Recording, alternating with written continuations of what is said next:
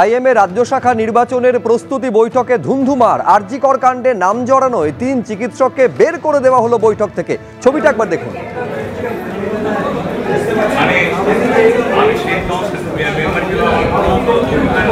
দিনে দুবার ব্যবহার করো স্টপেজ ক্রিম আর নিজেকে রাখো evergreen কেয়াশেড aroma therapy stoppage cream আর খুঁজে পাও নতুন আমিকে। কে বললো এইগুলো তোমাদের বানানো গল্প? আমার সারা পশ্চিমবাংলা বা কোনোটাই বানানো না।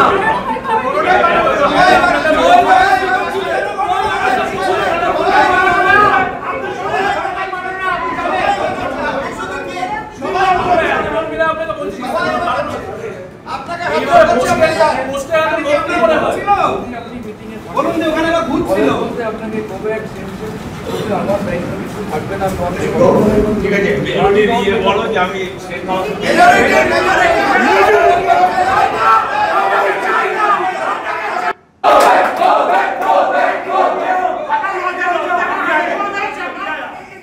আমি আরো বিস্তারিত জানবো, সরাসরি কথা বলবো আমাদের প্রতিনিধি সন্দীপ সরকারের সঙ্গে। ছবিতে স্পষ্ট দেখা গেল হাত জোর করে আবেদন করছেন শান্তনু সেন।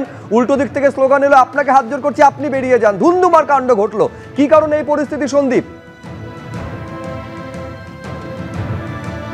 দেখো, তাপস চক্রবর্তী এবং জয়া মজুমদার তার সঙ্গে প্রিয়াঙ্কা রানা 3 চিকিৎসককে ব্যাপক বিক্ষোভের মুখে আইএমএ অফিস ছাড়তে হলো। তাপস চক্রবর্তী হচ্ছেন আইএমএ এর মালদা শাখার সভাপতি, যাকে অপসারিত করা হয়েছে আইএমএ থেকে।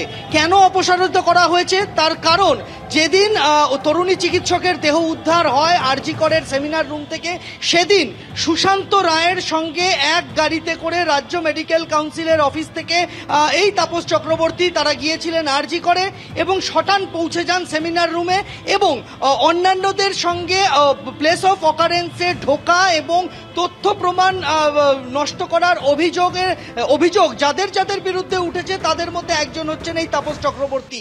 তাই তিনি যখন আজকে আইএমএ রাজ্য শাখার বৈঠকে যোগ দিতে আসেন, তখন তাকে ঘিরে ব্যাপক বিক্ষোভ শুরু হয়। তার সঙ্গে বিক্ষোভের মুখে পড়েন জয়া মজুমদার। তিনি হচ্ছেন কল্যাণী গান্ধী মেমোরিয়াল হাসপাতালের চিকিৎসক এবং বিরূপাক্ষ বিশ্বাসের বন্ধু প্রিয়াঙ্কা রানা। এই 3 জনকে ঘিরে ব্যাপক বিক্ষোভ শুরু হয়। বিক্ষোভের মুখে স্লোগান ওঠে, গো ব্যাক ধ্বনি ওঠে। কার্যত এখান থেকে আইএমএ অফিস থেকে তাদের পালিয়ে যেতে হয়। আমরা সেই ছবিটা দেখতে পাই। সুব্রজিৎ, একেবারে কার্যত নজিরবিহীন এই ছবি।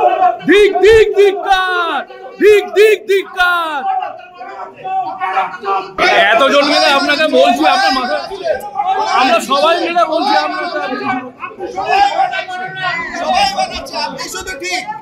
আমরা এতজন মিলে আপনাকে বলছি, নিশ্চয়ই কোনো কারণ আছে। এইভাবে পোস্টের এত লোক কি করে হয়?